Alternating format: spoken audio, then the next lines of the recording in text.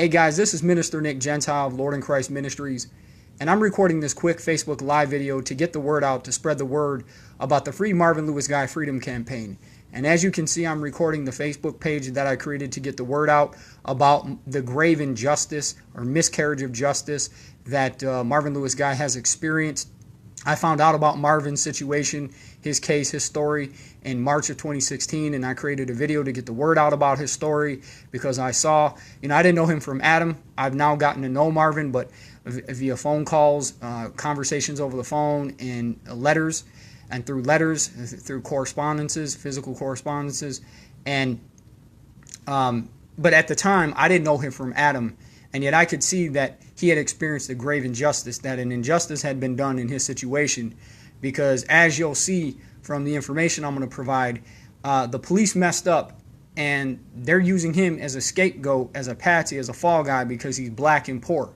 And this happened in Texas in 2014. And I'm going to read an excerpt from a letter that I wrote to the House of Renewed Hope, which is an organization that was created by men that were falsely accused of crimes they didn't commit, and then imprisoned or incarcerated, and then exonerated and set free. And they created this organization to help other men who are in the situation they were in. So Marvin, he's not in prison, he's in jail awaiting trial, but it's still a situation where he has been railroaded by the system because he's black and poor. And the facts point to that. The facts validate that. Now I'm going to read this excerpt, and from there, I'll provide some information on how you can help Marvin and other information. Okay, so on May 9th, 2014, Marvin Louis Guy was asleep in bed in his CORNYN, Texas apartment. At around 5:30 a.m., there was a commotion as his apartment was being invaded. Startled by men coming in through his windows and fearing for his life, he did what anyone would have done. He grabbed his gun. A firefight ensued, and by the time it had finished, 4 men in total had been shot. One of the men was hit in the face, one in the thigh, and 2 of them were hit in the chest. All of this is perfectly legal in Texas with the SB 378 Stand Your Ground law in place. The home invaders were also members of the CORNYN SWAT team. They were doing a no-knock raid or serving a no-knock warrant on a citizen under the cover of darkness and with no proof of evidence or any wrongdoing. Allegedly, an informant or a confidential or criminal informant tipped off police that Marvin might be in possession of an illegal substance with intent to sell. That was all they thought they needed to have the judge sign the warrant, which happened after the aforementioned event. Although much of Marvin's private property was stolen from him during the raid, like his laptop and 9mm pistol, no drugs were found. 2 days later, one of the officers died from his injuries. Marvin was 49 at the time, he's now 54, and he was charged with capital murder in connection with Officer Dinwiddie's death and 3 additional counts of attempted capital murder for wounding the other officers. So he's facing the death penalty for something the police are responsible for, and those are the charges right there, okay? And this is just an unjust situation inside and out, man. And we have to raise our voices high and loud, and we have to shout. We have to do everything we can to fight for justice for Marvin. And on the Facebook page, on Marvin's Facebook page, after I make this video, I'm going to put up ways that you can help him receive justice. You can get in touch with the governor of Texas, Greg Abbott. You can get in touch with the 2 U.S. senators from the state of Texas, Ted Cruz and John Cornyn, and I'm going to list other politicians you can get in touch with and media outlets that you can contact to get the word out about Marvin's situation, man, because they're trying to cover up what happened in this situation. They're trying to cover up what they're doing to him, and this is just wrong. It's corrupt. It's unjust. And we need as much attention shown on his situation, as much attention given to his situation, as much light as possible shown on his situation, because light is the greatest disinfectant, and it makes the cockroaches scatter. And that's what's going on, man. They're trying to cover this up, and there's they're trying to cover up this great conspiracy that is taking place down in Texas. And I received a letter from Marvin today. Let me get it for you. Here it is.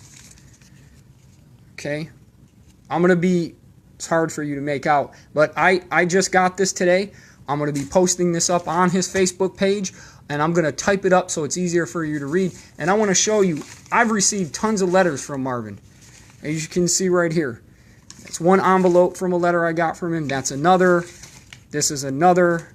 These are just some of the letters. And you can see that's the address. If you want to send Marvin a letter, you send it to the Bell County Law Enforcement Center at 113 West Central, Belton, Texas. That's where he's jailed, 76513. And housing unit C-SEP, all capital letters, -7. And you can send him a letter. And you can start communicating with him. But we need to get in touch with the media. We need to get in touch with politicians in the state of Texas that can do something about his situation. The Attorney General. I mean, I'm going to have all that information on this page and on the Facebook page I created for Marvin and his situation and his freedom campaign. And so a link to the Facebook page is going to be in the description section of this video. Check it out, man, because they're going to put him to death. That's what they're attempting to do. And Marvin told me, and he's actually told me in multiple conversations we've had, and I've recorded 3 of the conversations we've had and uploaded them to both Facebook and YouTube with Marvin's permission. But he told me straight up that the attorney assigned to him, one of the public defenders assigned to him, said, they're not going to give you justice. They're not going to get justice for you. They're not interested in justice for you. So they're hushing this up. They're keeping it silent. They're putting it under the cover of night in a sense. But they're covering the situation up because they messed up. They went after this man with no evidence that he was selling drugs, with no evidence that he had any drugs on his person or in his property. And they did a no-knock warrant, a no-knock raid, and a police officer was killed in the process, and 3 were wounded. And when Marvin knew it was the police, when he realized this is the police, he surrendered. But here's the thing. He lived in a high-crime area where there were break-ins in the area on a consistent basis. Prior to this happening, shortly prior to what happened to Marvin on May 9th, 2014, there was a woman who was raped in her own home.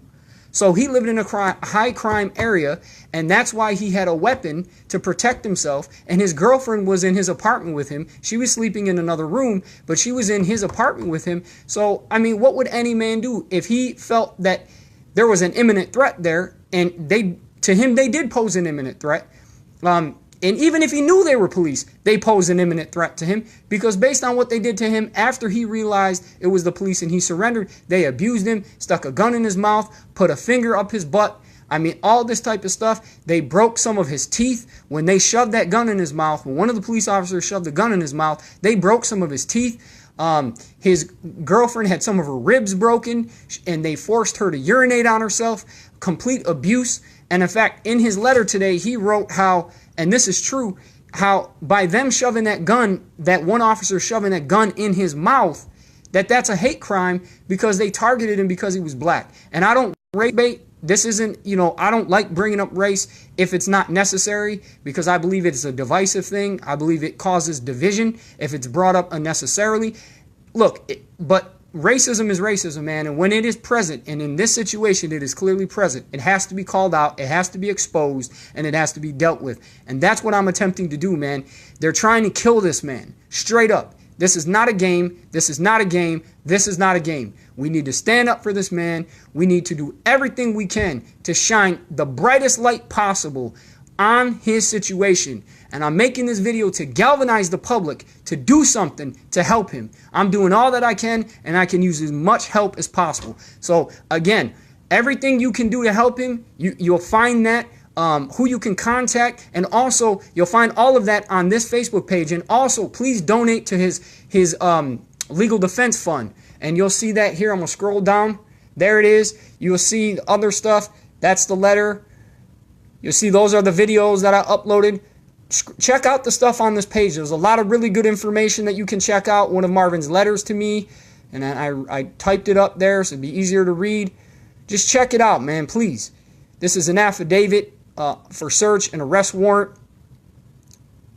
So that was one of the warrants. That was the first warrant that they got. So Again, if you want to write to Marvin, this address will also be on the Facebook page. Bell County Law Enforcement Center, 113 West Central, Belton, Texas, 76513.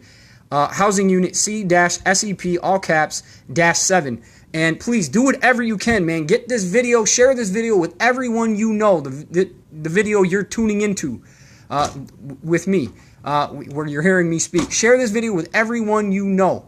I know that is redundant because what other video would I be talking about anyways? I'm just saying, please, we need to help him. You know, this is a do or die situation. This is a life or death situation, man. And he is in desperate need of our help. And if you're an attorney and you hear this, please step forward. He can use legal representation. What we're trying to do is get all the charges dropped. So we can get in touch with the governor, the attorney general, the 2 U.S. senators, and other politicians like Sheila Jackson Lee. She's a congresswoman from Texas, in Texas.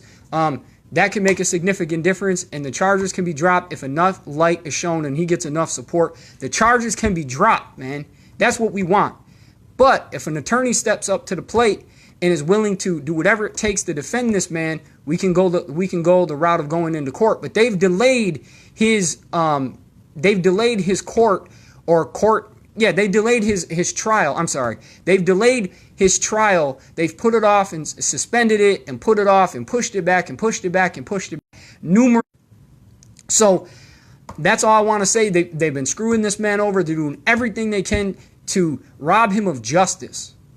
Okay? And I'll just say this. There was a white guy, what was it, 5 months prior, in another part of Texas, about 80 miles away from Marvin. Same situation, a no-knock warrant. A police officer was killed in the fray. And I'm talking about the cops did not announce themselves. They did not announce themselves. And when they do a no-knock warrant or no-knock raid, they don't announce themselves. So these men, neither one of them knew that it was the police. You know, they thought that these were criminals and they were posing an imminent threat to them. And the white dude, his name is Henry McGee, he shot at the police, didn't know they were the police, and he ended up killing one of them during the foray. And what ended up happening is when he got to court, the charges were dropped. But Marvin is sitting in jail. He's been in jail for over 4 years, and they keep delaying his trial. They keep delaying his trial or his hearing. So they're trying to kill this man. Please do everything you can to help him. Share this video. Pray for him, you know, and just support it, you know, provide him with financial support through the Legal Defense Fund, and check out all this stuff. Share the videos, the conversations he and I have had that I've uploaded with his permission, and do what you can to help him. Thank you. Christ bless you and keep you, and I'll leave it at that for now. Shalom in the mighty name of the Lord Jesus Christ.